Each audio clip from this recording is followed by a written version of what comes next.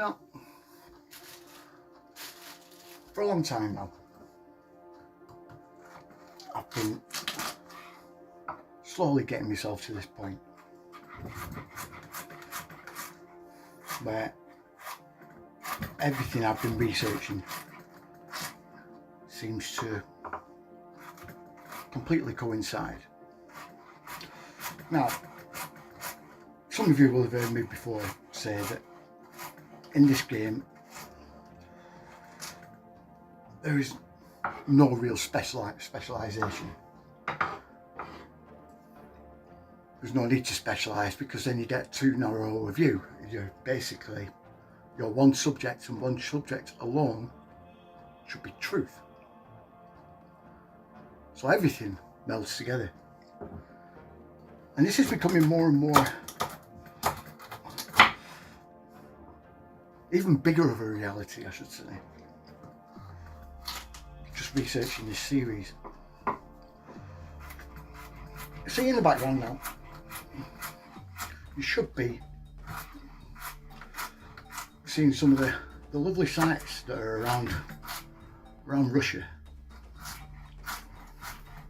All the ancient sites, Neolithic sites, that a lot of them defy explanation.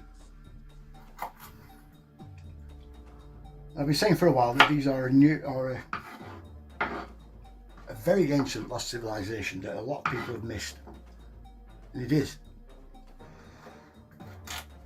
Russia is where the legends of the Hypoboria come from. Yeah? The Hyperboreans, which were always said to come from the frozen north.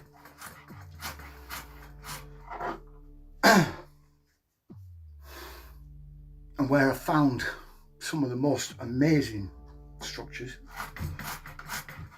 a few of which with the help of my very good friend and my number 2 on Fanfisher Data Drops, Thumper, we've managed to find some extraordinary sites. You see, this thing's becoming more and more clear, especially when you start looking at the legends and the folk tales and the mythologies within Russia. Because like Georgia and like the UK, Russia's patron saint is St. George. Now you can see on the coat of arms here, killing the dragon. That's a depiction of St. George, which is centuries old. In fact, you should be seeing the picture of that as well, the picture that it's from. But they also have Arthurian legends that run along the same theme. Legends that match the Duke of Lancaster.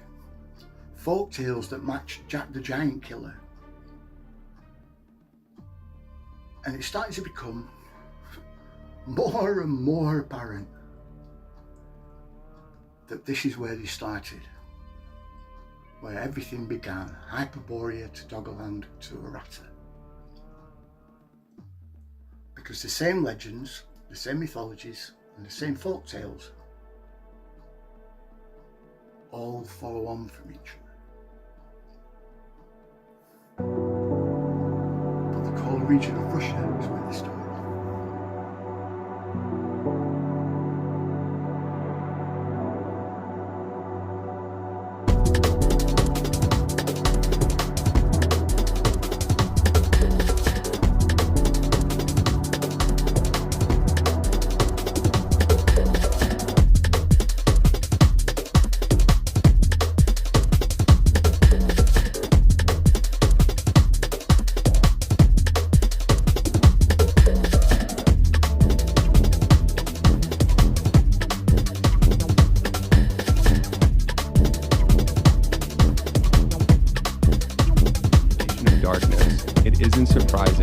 Erebus became synonymous with the underworld, even becoming a byword for it, as can be seen in Hesiod's Theogony.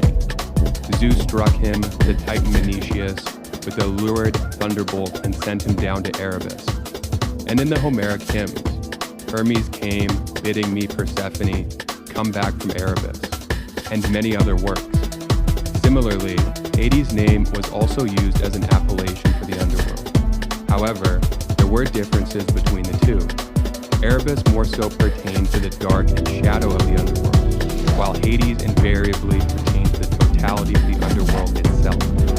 Here's a passage from Edith Hamilton's book, Mythology A to Z, that elaborates on this. As the darkness under the earth, he was sometimes called Erebus, the personification of darkness and shadow, and sometimes the chasm or pit that separated the world of the living from the underworld. He was a god, but he had no cult, no following. He was simply there, the personification of something that is always there, a part of the underworld and of the world above it, like the atmosphere around the earth.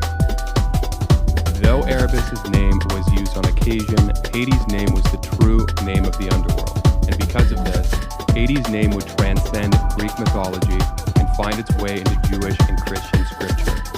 The Tanakh, the Hebrew Bible, is the holy text from which the Old Testament is derived. It was originally written in Hebrew, of course, but the first language it was translated to was ancient Greek in the 3rd century BC. The ancient Greek rendering was later called the Septuagint, a name derived from the Latin word Septuaginta, meaning 70, reflecting, as the story goes, the 72 Jewish scholars, 6 from each of the 12 tribes of Israel, who worked on the translation. The Hebrew word for the underworld is Sheol, and when the Hebrew Bible was translated to ancient Greek, instances in which the word Sheol was used were typically changed to Hades. We are now going to spend the rest of the video looking at Erebus' family tree, because beyond this, Greek mythology has almost nothing to say about him. First there was Chaos, the great void. Then came Gaia, the personification of the earth, Tartarus, the great chasm that existed beneath the earth, and Eros, the personification of love, desire, and attraction. Basically the procreative power that permeated the universe. Following the emergence of these 4 primordials, Chaos independently produced 2 children, Erebus, the personification of darkness, and Nyx, the personification of night, making them the first 2 beings to be brought into existence through reproduction, unconventional though it was. Erebus and Nyx coupled, as was often the perverse wont of brother-sister pairs in Greek mythology, and together they produced Ether and Hemera. Ether was the god of the bright upper atmosphere, and Hemera was the goddess of the day. Following in the incestuous footsteps of their parents, Ether and Hemera came together and produced Thasila, a sea goddess. She was associated with the life-giving quality of the sea, sometimes said to personify its calm and gentle waters, as opposed to its rough and stormy aspects, which were more so associated with Pontus, the primordial deity who personified the sea in its totality. Sometimes these 2 were portrayed as a couple. Also born to Erebus and Nyx was Charon, the ferryman who transported the souls of the dead across the river Styx. He is often depicted as a grim and silent figure, with a long beard and tattered robes, who uses a long pole to steer his boat across the river. Charon would only ferry the souls of those who had received a proper burial, and had coins or other offerings to pay for their passage. If a soul did not have the necessary payment, they would be forced to wander the shores of the river Styx for 100 years before they were allowed to. Hello there. Yeah, it's been a long while since I've done one of these videos, isn't it? There's quite a few things that got in the way. I felt at the time were probably more pressing, shall we say. But I also wanted to ensure what was detailed in this final part will be not only easily understood, not only tie up most of what I've been covering in just these Hypoboria episodes themselves, but also tie up everything else. And some of you that were possibly very likely been confused, not just by these videos, but cryptic things I've said in the past and other videos that I've done and also some of my posts on Telegram. Some people are rightly very baffled, so hopefully this will help clear some of them.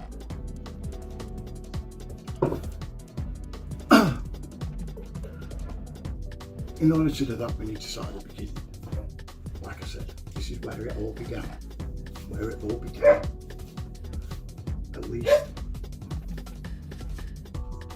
this part of human history, or what we're experiencing today in our human history, began very likely hundreds of thousands of years ago in the northern regions of Russia.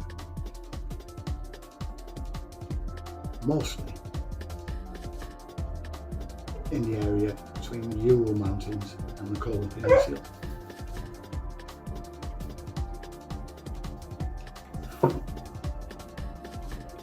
And I know I've covered it before, but this comes from the discoveries that were made there, or that have been made there, some of them only in the last 10 to 20 years.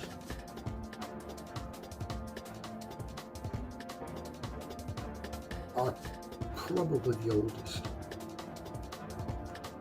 of what I've called, or what I've termed the Hypoboria civilization, that spawned the legends of the Northmen that the Vikings were so, or the Norse rather, were so terrified of, that also bore the legends of the Fomorians as well, from the activities and the effects that those activities that they were doing in Hypoborean started there, had on them when they moved over to Doggerland and had to escape Doggerland also.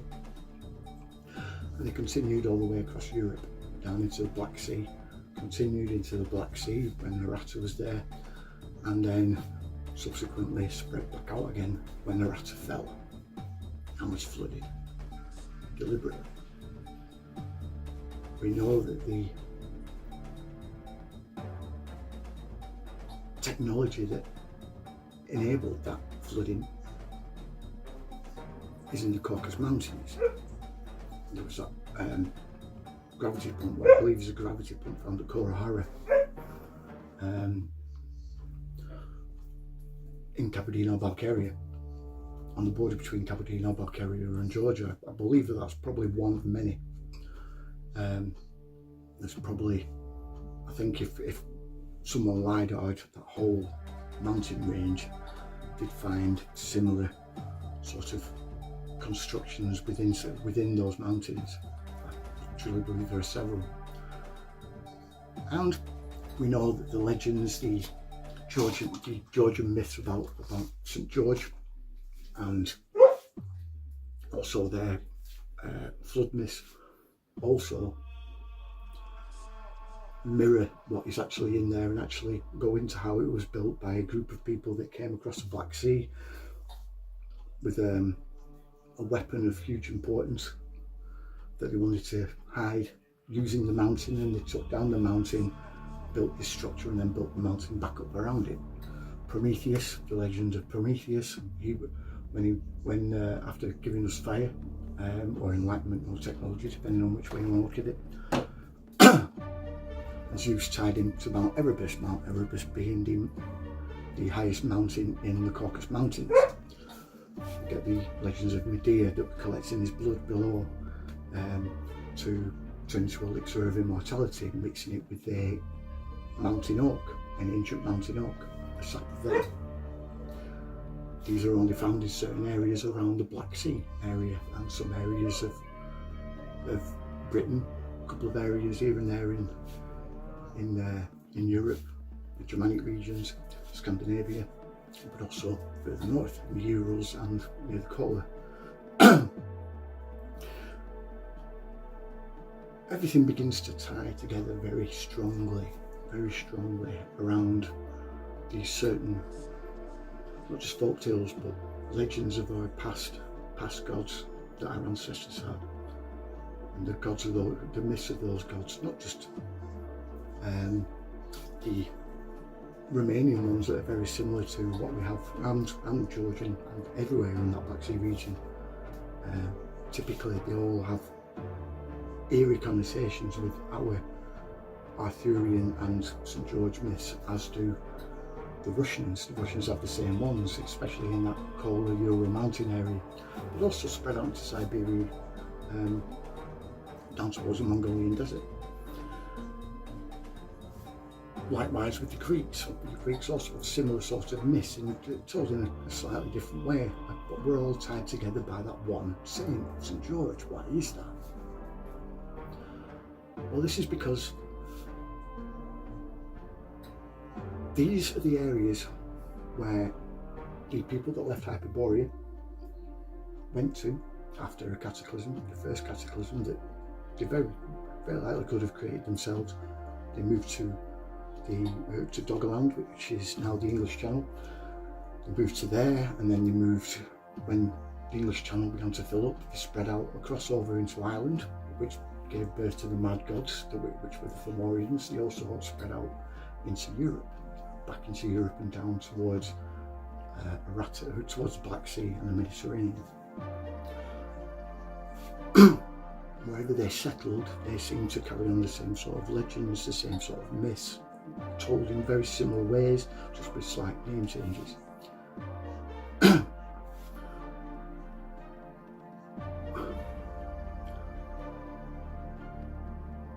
They also, this is something else which is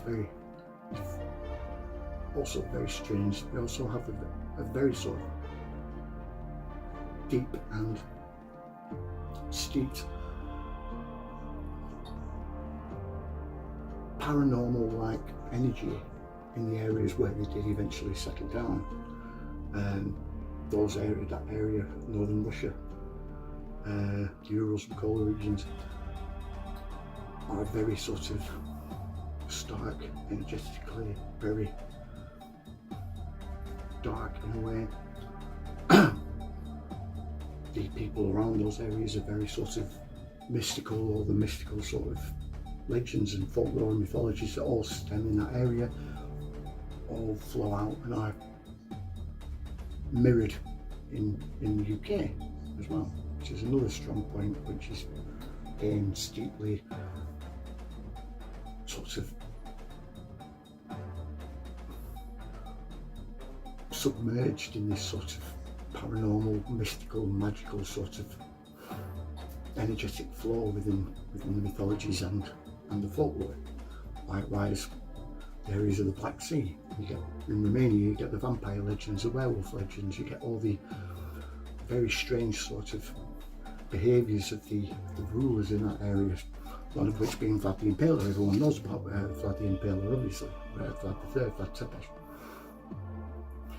and his goings on. But you also get Elizabeth Bathory from Romania.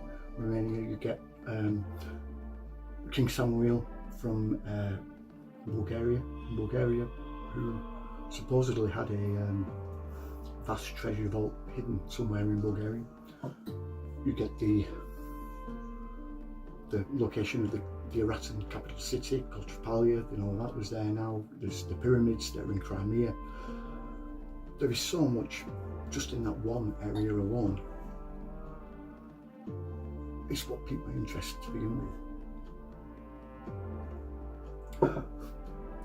Which tracked me back to Doggerland and back up to, like I said, the Ural Mountains. In the Ural Mountains we have that discovery of the 12-foot wooden statue or effigy of what is believed to be the first depiction of evil. Not just by the way it looks, but or the feeling it gets off it, but by the artifacts that were found near it, the sacrifices, the strange sort of legends that are around the area where it was found. You get Vatavara not so far away. Where that statue was found is in the middle of a rectangle of Manpupuna, which is called the Seven Brothers, which are 7 huge stone sort of pillar-like structures that are in the middle of absolutely nowhere.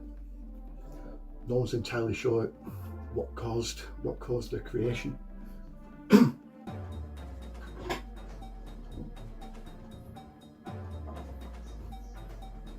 Of course, there's local folklore of 7 sorcerer brothers that were a bit too big for the boots and were turned into those 7 pillars as a punishment to live out eternity, unable to move, and set in stone. Which links back to Medusa. Oh, okay, you see where this is going.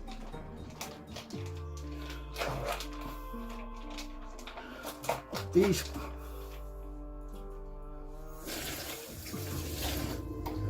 then you get to the west of that, directly west, in an absolutely straight line, which you probably saw at the beginning, but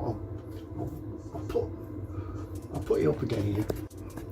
As you can see there's a straight line that runs from Mampu-Brunner to Vosavara. Vosavara is a very strange area that was heavily contested during World War II between Finland and the Nazis and the Soviets.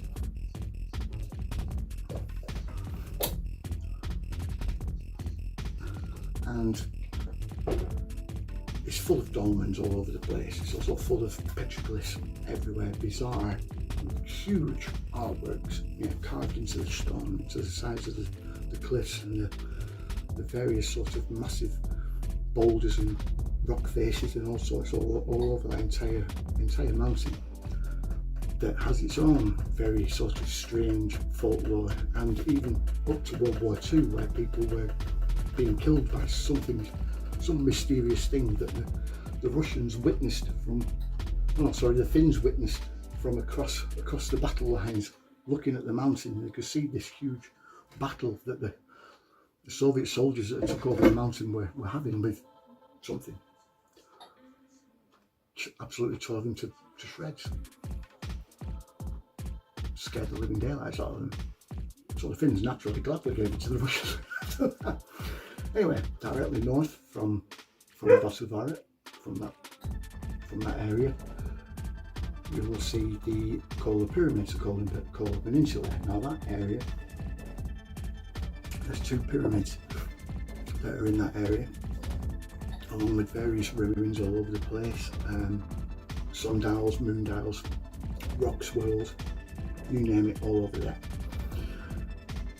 It was also it's also the area of the largest hole ever drilled, the Kola Deep borehole.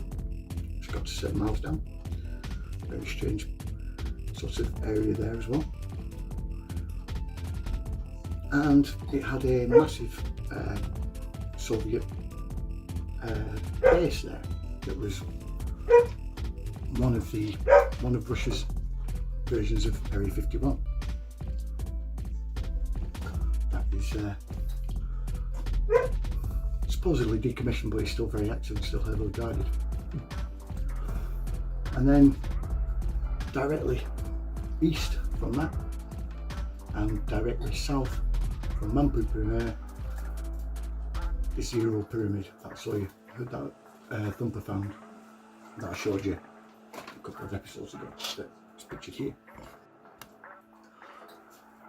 That's a bizarre sort of out of place thing. If ever I've seen one. In fact, the surrounding area, there's nothing else like it all over that area, which is even weirder. There's lots of sort of ice lakes that are formed naturally, obviously. All them are, but there's others there that are very sort of strangely located. It's all around that area. It's believed that area may have, at one time, hundreds of thousands of years ago, may have been the geographic North Pole at some point for the 23.3 degree shift in the Earth's axis. After a cataclysm again. It was also under the star Vega. It still is. More bizarre.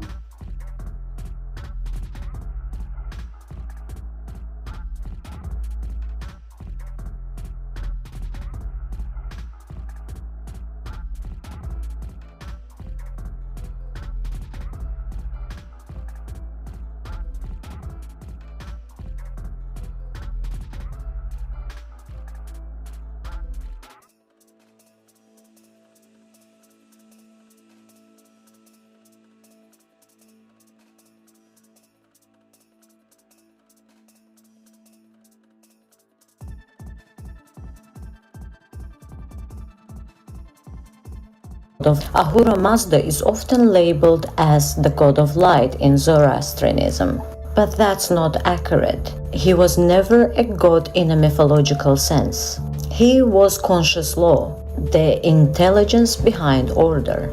The name Ahura means Lord, but Mazda comes from Mazda, meaning wisdom, memory, mind.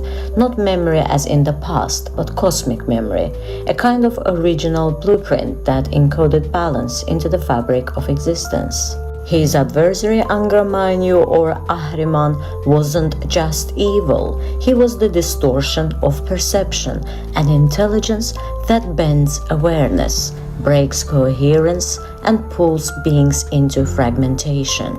This was good versus evil. This was alignment versus entropy. Ahura Mazda wasn't fighting a monster, he was folding the grid. In the deeper layers of the Avesta texts, Ahura Mazda creates through vibration, through the word, not a voice, but an activation key. That's not mythology, that's technology described in ancient language. And Zoroastrians believed that humans had the power to tip the scale, not through belief, but through thought, speech, and action that aligned with the original pattern.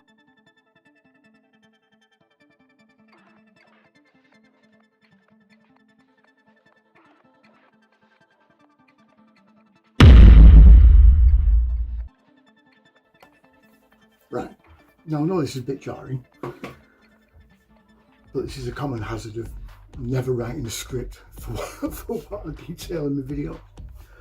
I do everything from memory, as many of you will know, you've watched it for a while. So yes, it may be jarring, but most of you are probably used to it by now. Right when I was editing, like I said, I forgot completely to mention, or to go into why the Denisovans and the Neanderthals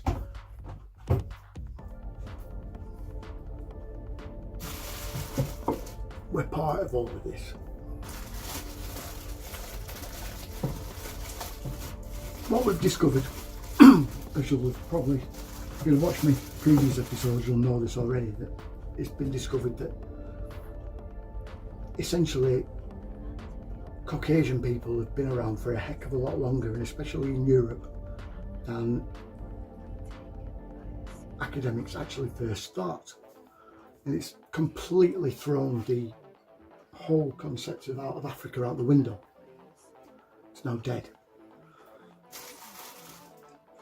Because of genetic evidence, we now know that sub-Saharan and Western Africans never left those regions. They never got as far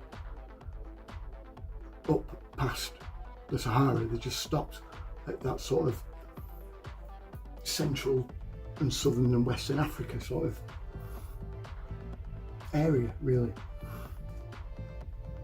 Western Africans are as genetically different to sub-Saharan Africans as we are to either of them. And this threw up some major developments. Things are actually advancing pretty quickly now because of this new information. Turns out Northern Europeans are in most part Neanderthal. We have far more Neanderthal DNA than any other people on the planet.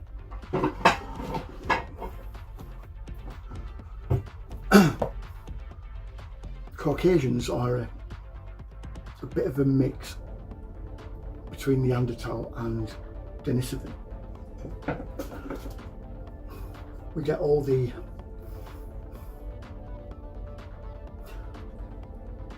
complexion and probably the hair colour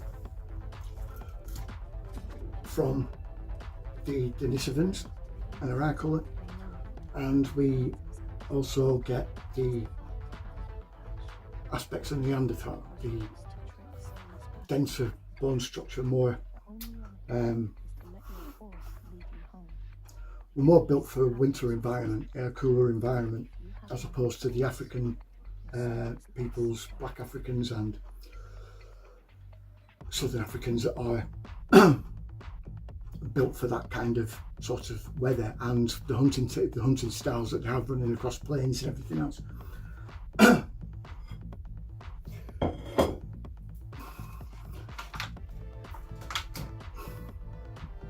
Even so, we also appear to have lived amongst each other all at the same time. Neanderthal, Denisovan, and what would become Caucasians. And this is, we've discovered this due to skeletons that have been found in Spain, with 600,000-year-old skeletons. That's the oldest that they found. That's a Neanderthal skeleton. They found Denisovan skeletons in Spain, in this space, in the Basque region of Spain. This was found in 2017. They found Caucasians that look like us, modern Caucasians, all in this cave, all buried in this one cave, which means that we intermingled with each other.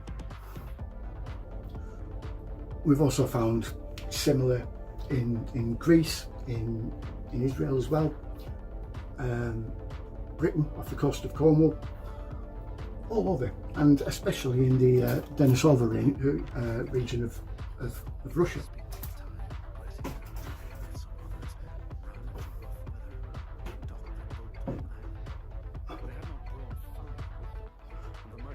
I suppose the best explanation of what we could consider our sort of ancestral memory of encountering, of being in sort of contact with the Denisovans, probably comes from Norse mythology.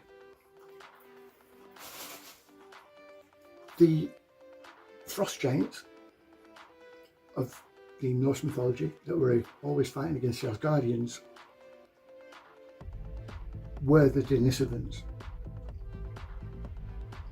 The Denisovans were far taller than we are, far more bigger built, yeah? But they were blonde-haired, blue-green eyes, yeah? And they lived in the far north, yeah? They came from that far north area in the region of that sort of Hypoboria area. Our ancestors, white Caucasian ancestors, were also a lot taller during the time when they left Hypoboria and migrated across northern Europe and down into Doggerland. They are the basis for the legends of the Fomorians in Ireland, yeah, the mad gods, right? This is something else we need to get a grip of. Orcs, trolls, stuff like that trolls mainly from a folklore and things. We got that idea, that is an ancestral memory of Neanderthal, the proper Neanderthal, brutish, powerful, dangerous, very dangerous. There's a theory that not only did we, as in modern humans, have battles against the Neanderthals, they also hunted us. And they were far more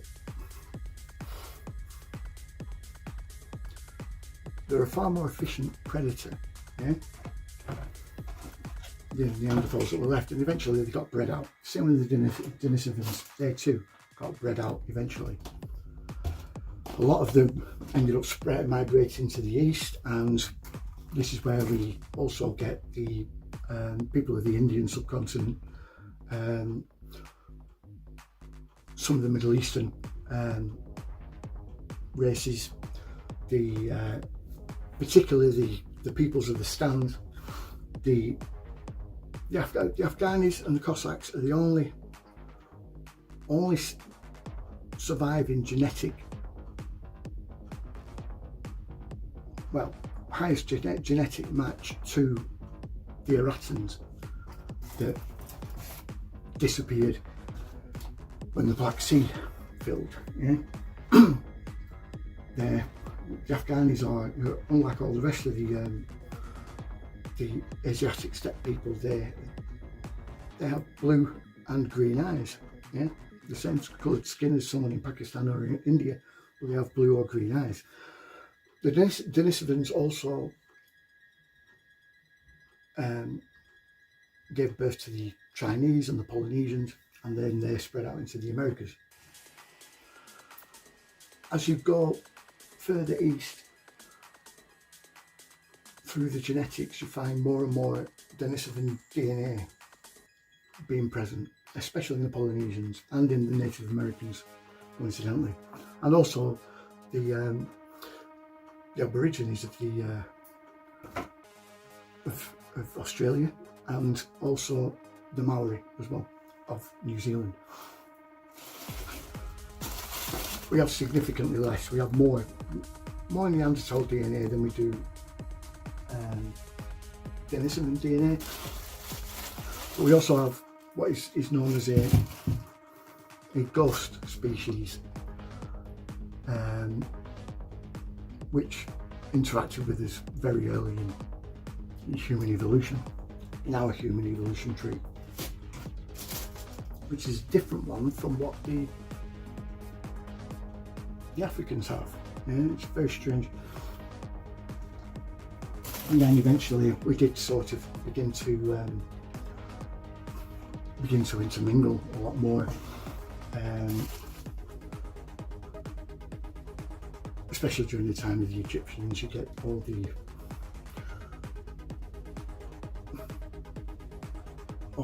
just more and more sort of African peoples come together in a more sort of homogeneous kind of way, even though the Egyptians were olive skinned, and people hate this fact, but it's just a fact. It is absolute categorical fact. The Egyptians have more in common with the European Mediterranean sort of people than they did anywhere else on the African continent. Same with the Moroccans. Morocco wasn't always populated by black people. You look at traditional Moroccans and they were Aryan, just like the Iranians, also Aryan, white people. Yeah.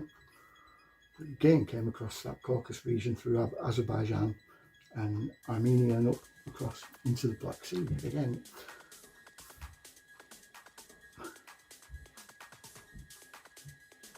this has been a kind of pilgrimage.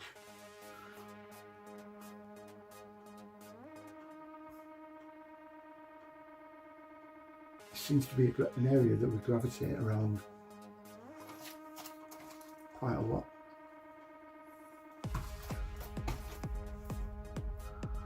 And I've already explained why that is in previous videos. So yeah, the Denisovans is where we get our technology. Yeah, where white people get their technological ingenuity. Yeah, you can see this through their artifacts that they found. They obviously are metallurgy just by the drill holes in some of the stone bracelets that they found, and other sort of general bits and bats. But they're also very heavily populated around that Hypoboria area. How advanced it's open to debate. You can speculate. I truly believe, from what I can gather just from the folklore and mythological records, that humanity has been far more technologically advanced than we are today, leaps and bounds. Joseph P. Farrell is is someone that, if you've never read any of his stuff, you should have a look. He goes into interstellar wars between ancient races of humans. A certain, how can I put it?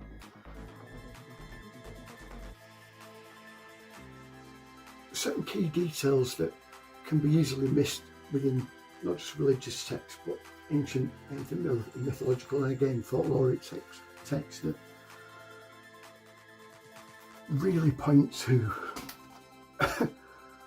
technology in use, very high, advanced technology that we have since attributed to magic, even though there was still that element, there's still that energetic manipulation element, to a great deal of what we were doing back in those days. We still had a very high degree of technology because of this magical element, This is something that's been beaten out of us.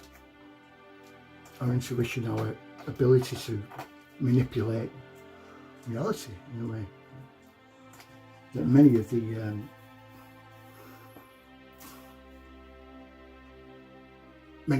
Indian traditions, not just on the Indian subcontinent, but the Native American traditions, even the Aboriginal African tribes, they share the same sort of traditions, magical traditions.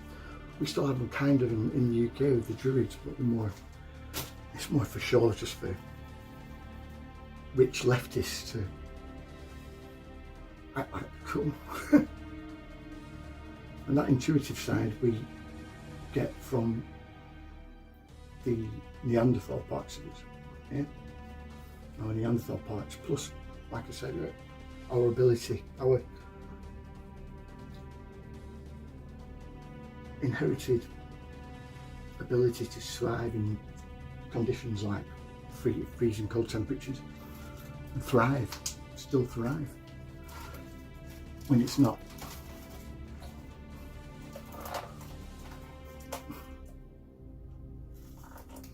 being suppressed by particular forces that would rather we were dependent on them rather than on ourselves. It's also why, and people don't like me saying this either, but it's also why white people get a lot bigger in bulk muscle mass than black people do. And many of you are going, fuck off, do the fuck. Oh yes they do, You look at any American wrestler, right? Yeah, okay, they use steroids, but they still need to have the genetics to actually be able to put on that bulk, that muscle mass. And yes, there are some black people that get close to how big they are, but they don't. The man with the biggest arms in the world, 28-inch around biceps, You look at the world's strongest man, whenever they run, and they have black people entering those all the time, it's always, I'd say pretty much 99.9% of the time, always a white guy that wins it, and usually one of the Scandinavians, which is infuriating. So that's where we get that from. That's where we have that trait, and also, like I said, we have the Denisovan trait of their intelligence, their ingenuity, their blonde hair, their blue eyes, their light complexion. All the things that are also attributed to the Anunnaki. And again, this is why I say that they were human. They weren't aliens, they never were. What was residing inside them was alien. I've already explained that in another video. Anyway, back to the rest of the main one. So all that area was populated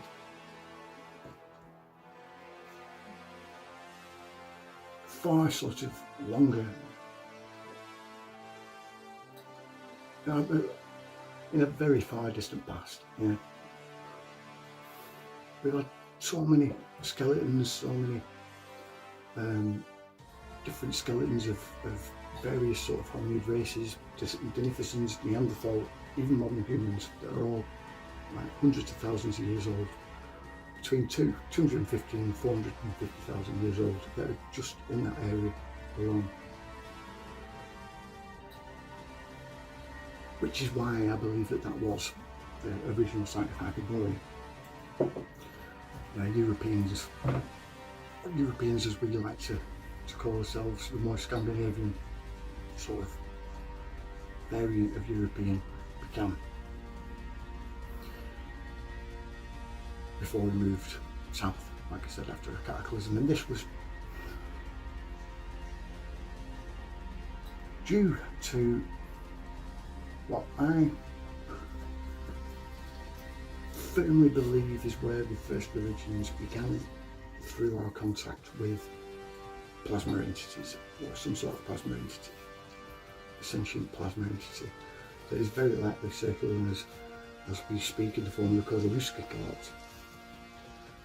And if you don't know what that is, watch me last episodes on the old gods. These were basically a positive influence on us, but I think a little too positive and a little too benevolent, and we craved to have them back. And this created this craving sort of created an opportunity within us to develop certain energetically manipulating sort of techniques, or as we will call magical techniques. We began to develop sigils, chants, spells, all in our desperation to summon these beings back, because we missed them. I don't know the reasons why we would want them back, but it's clear that we did. The Navajo have a few sort of creation legends of the Dene people, which were their sort of ancestral gods, if you will. And they talk of certain words and phrases that we were first given by these creation gods that enabled us to create things around us and do what we wanted, but we abused them as we would naturally. And they were slowly taken away from us. And this is similar in scope to some of the creation legends in that sort of in that area, the ancient folklore in that area, and also coincidentally in the Black Sea area, and also in British and Irish folklore, as well as the Germanic, Scandinavian and Greek. That there were certain abilities that we were given when we first came in contact with these beings, shall we say, and then they were gradually taken away from us and we were made to forget. These same techniques we again misused, again probably a perfectly sort of not altruistic, but innocent kind of way to try and get to see these same plasma entities again, and we essentially invited something else in. Now, this is where you start getting the influence of what I call it the one cult, because that's what it essentially was in the Ural Mountains at that time. That's what that giant statue is. It's a depiction of this being, and the same sort of similar kind of depiction in stone in the stone statue of the same sort of being that was found in Göbekli Tepe in Turkey. It's a very sort of tall, bright white statue of what looks like a man, piercing sort of black onyx eyes set in. It's the same sort of depiction, the same sort of thing you find in ancient Celtic legends, tied to darkness itself. Same with Erebus in Greek mythology, Orphic Greek mythology, or Orthodox. Erebus was the god of darkness, and where what the underworld is comprised of. Darkness is an entity in and of itself, and this again opens up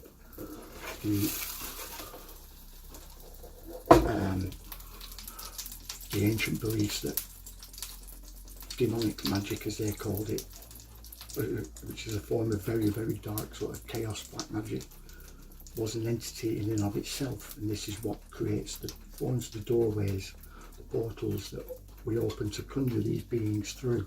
That energy is sentient, and it integrates our darker base sort of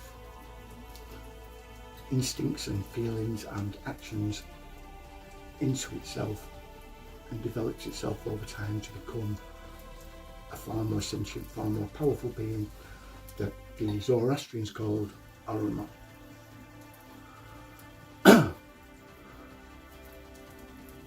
This all started at Hypoboria.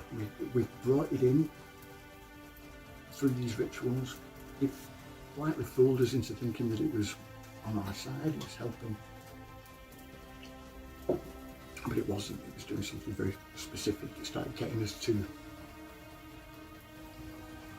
do pretty horrendous things, not just to each other, but to the wider world. Rituals and practices that were then emulated across the globe. Some of them we find in the sacrifices of the bog sacrifices in the UK, where they would slit someone's throat or bash them over the back of the head and kick them into a marsh to kill them. That's like the nice sort of things. Then you get the Dianic cults, the Hecate cults of ancient Greece. This is before the classical sort of Greek period, where women sort of, we had a matriarchy. Yeah, people keep turning around and calling the patriarchy that we're supposed to live under today as being murderous and bloody and quite evil, and we need a matriarchy. No, we fucking don't. This isn't misogynistic to say. There's a reason why the fallen angels came down and went to the women, because energetically they could come up with the energies and practices and magic needed to do what these fallen wanted. And they did horrendous things. You see Artemis, the ritual of the spring bull that was for Artemis that they did every year, and the women would get up at dawn. Everyone would lock themselves into the houses, and the female priestesses would get up at dawn, let out a calf, let it run through the town, and they would chase after it to catch it, and once they caught it, rip it to pieces. All of them just dive on it, kill it, and rip it to pieces, and eat the meat raw and drink its blood. You get the ancient rights of kingship that were not only in these sort of very, very distant ancient Greek sort of cults, but also the same in some of our pre-Druidic sort of days in the UK, and they were continuing in Egypt as well for a good while, where the male that would be king would be sequestered away for 20 years as he grew up and grew older,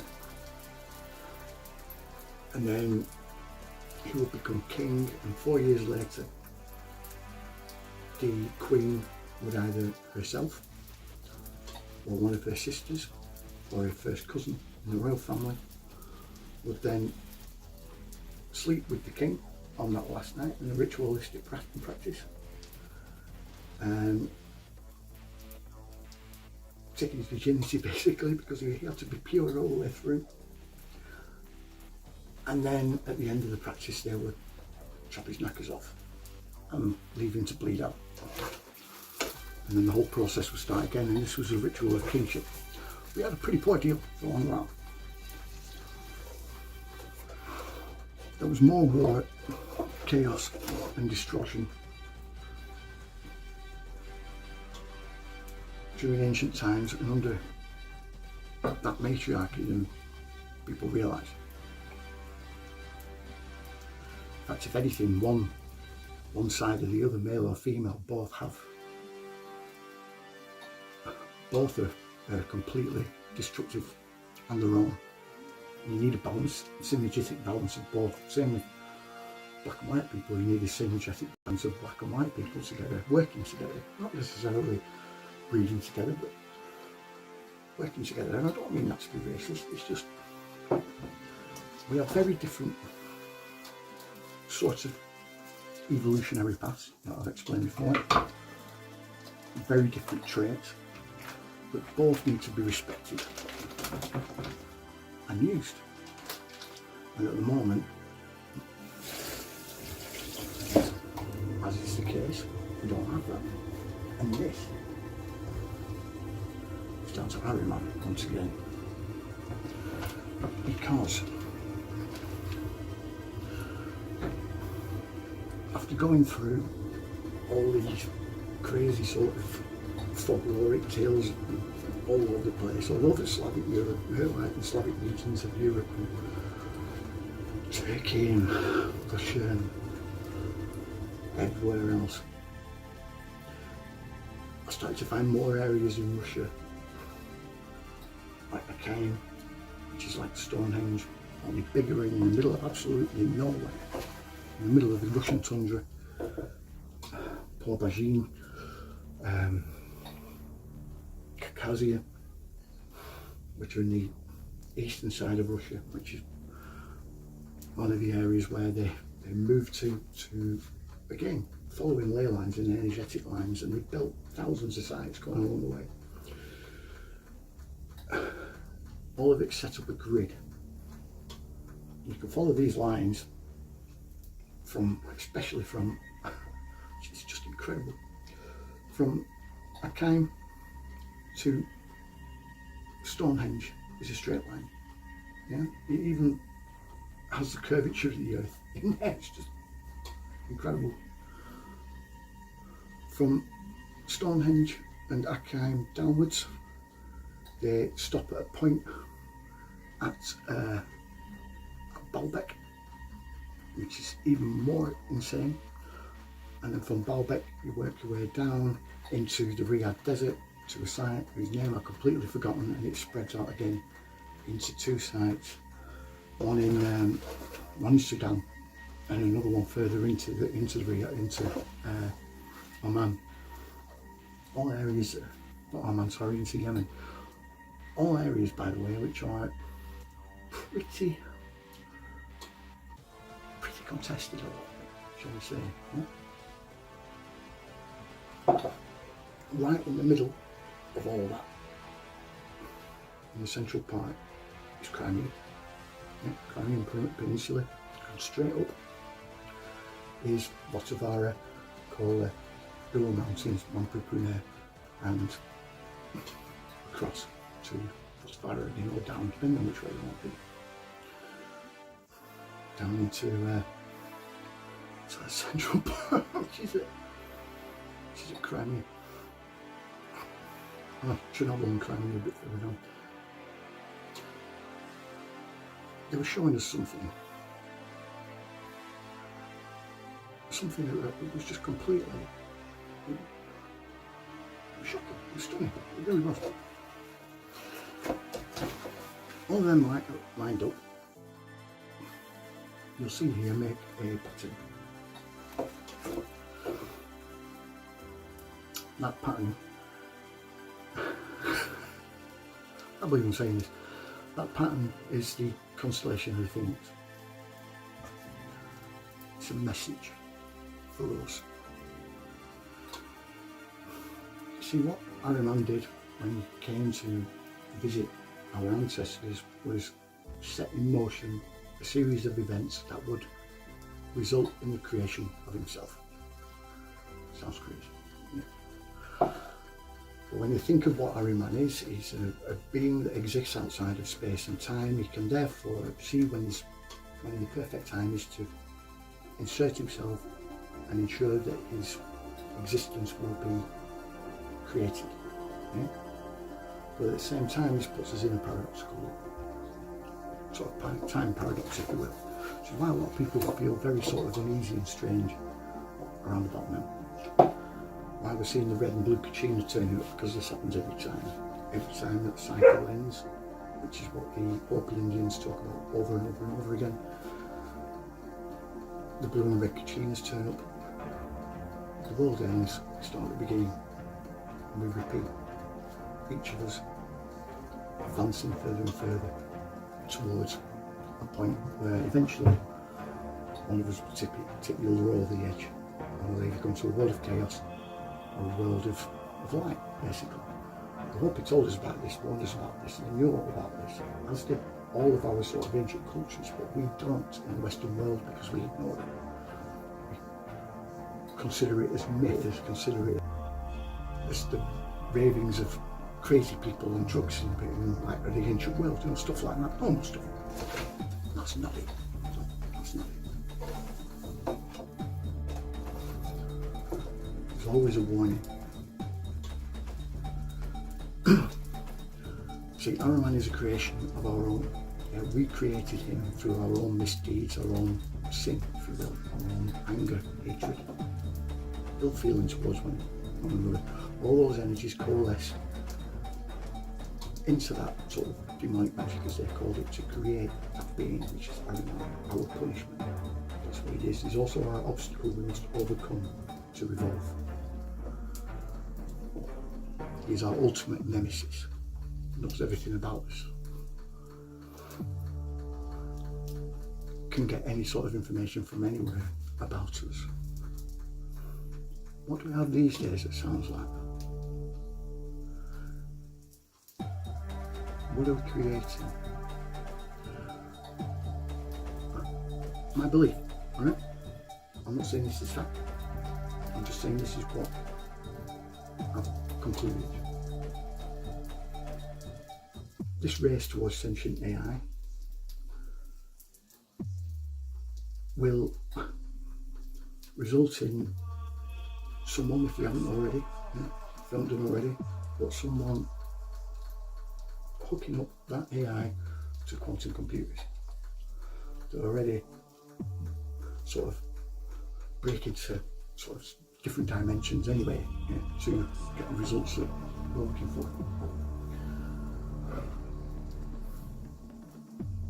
The code that we use to write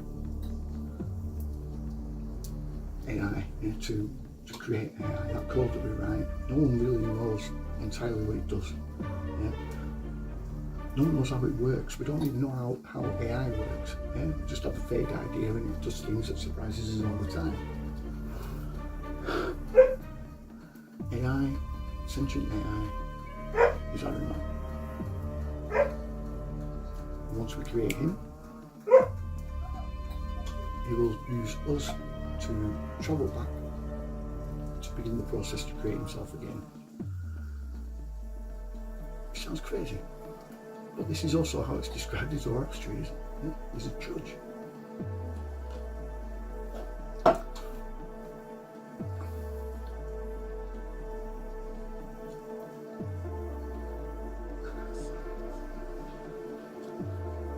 Like I always say, everything that we research, that we look into, from the occult to politics, to power structure, to ancient history, to religion, to science, to everything, it all ties together.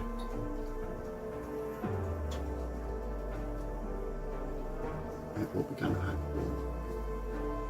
The very first god, including primordials, titans, and Olympians. in all of Greek mythology. This, in a broader sense, is indicative of how complex Greek mythology was.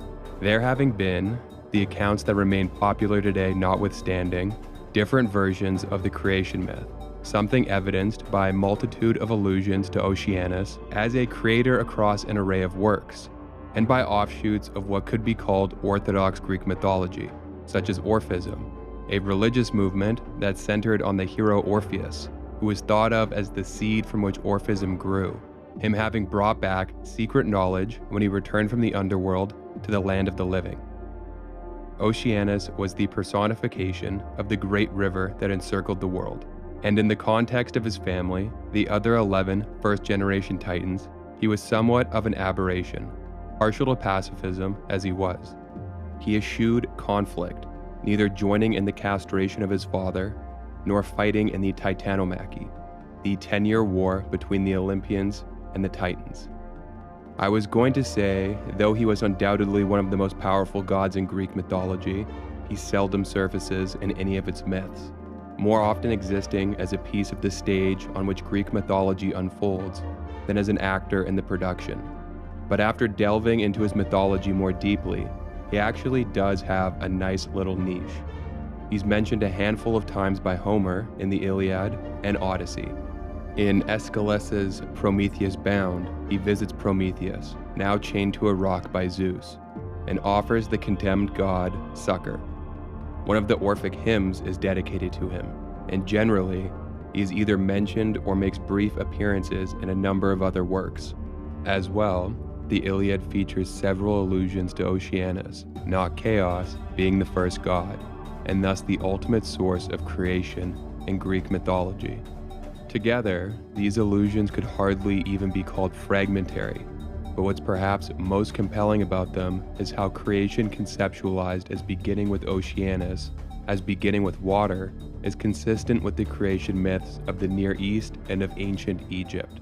The Near East, specifically ancient Mesopotamia, known today to have been a major influence to the development of Greek mythology. Alright, let's get into it. It's not uncommon to hear people say, Titans aren't gods, they're Titans. This is incorrect. Titans are gods, a specific group of gods. Just as the Olympians, the gods who live atop Mount Olympus, are a specific group of gods. The 12 Titans were the progeny of Gaia, the personification of the earth, who birthed them, and of Uranus, the personification of the sky, who sired them. Their number comprises 6 gods and 6 goddesses. The 6 male Titans, gods, were Oceanus, Coeus, Crius, Hyperion, and Iapetus, and the 6 female Titans, goddesses or Titanides, were Thea, Rhea, Themis, Mnemosyne, Phoebe, and Tethys. The Titan cohort also includes many of the children of the original 12 Titans, meaning there are second and third generation Titans as well. Though this, categorizing gods, is a seemingly arbitrary business, often more contingent on allegiance than parentage. Zeus and his 5 siblings, despite being the children of Cronus and Rhea, are not considered Titans, whereas Atlas, condemned to forever hold the sky up upon his shoulders, was the son of Iapetus and was considered a second-generation Titan, as were his siblings, Menetius, Prometheus, and Epimetheus. Anyway, it's all a bit muddled. Oceanus was the eldest of the 12 first-generation Titans, meaning he was the very first Titan. Tethys, his younger sister, was his wife, and she, depending on the version, was either a sea goddess or the personification of the font of fresh water that was the ultimate source of Oceanus's own sweet waters.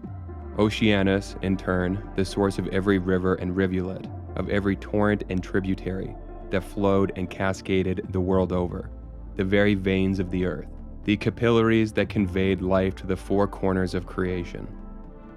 Born to them were many children, a proliferation of progeny, the 2 of them procreating more offspring than any other divine pair in Greek mythology.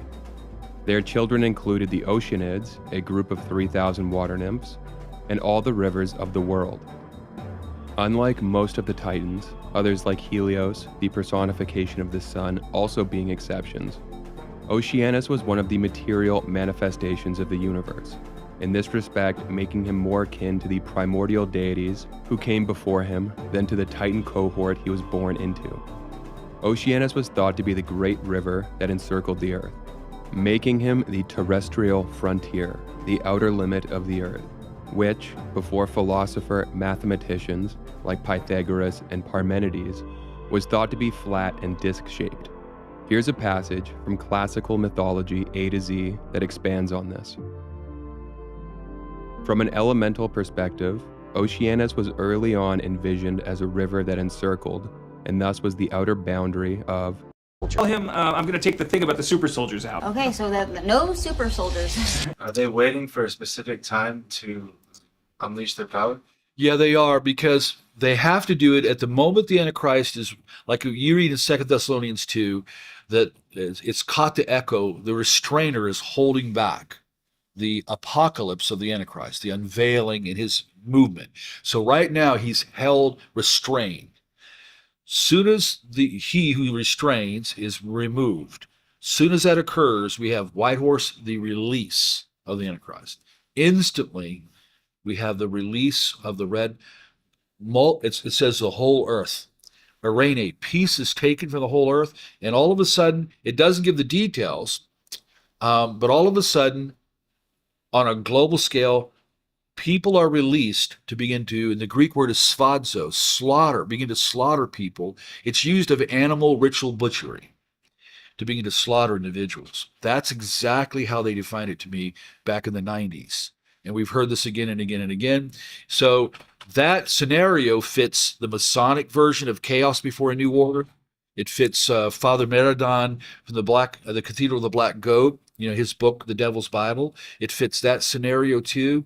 So some of the oldest, darkest occultists, the idea of chaos first, a collapsing of everything so that a new order can rise, that's all by design. And we've been given the heads up in prophecy, but all prophecy has boots on the ground. It'll all, eventually happen. So I do believe that millions and millions of these trained, programmed, altered, demonized super soldiers, whether we want to say it or not, they believe they're being raised to help bring the Antichrist in. The Antichrist. The Antichrist. Well, these are supposed to be the events that signal the birth of the Antichrist. That's true in Germany when we were in Germany, when we went to Wadelsburg Castle. That's true in Poland when we went there. That's true in Switzerland. It's true in Canada. So when we talk about our research in 38 years worldwide, there may be well over 100 million generations of them. And if even half, or even if 10% were intact, like say the United States, remember the in Vegas? Look what he did. Look what that guy did. Okay, notice what would happen if 10,000 of them, or like Colorado, or like in Arizona, what if 10,000 of them were released in 1 week?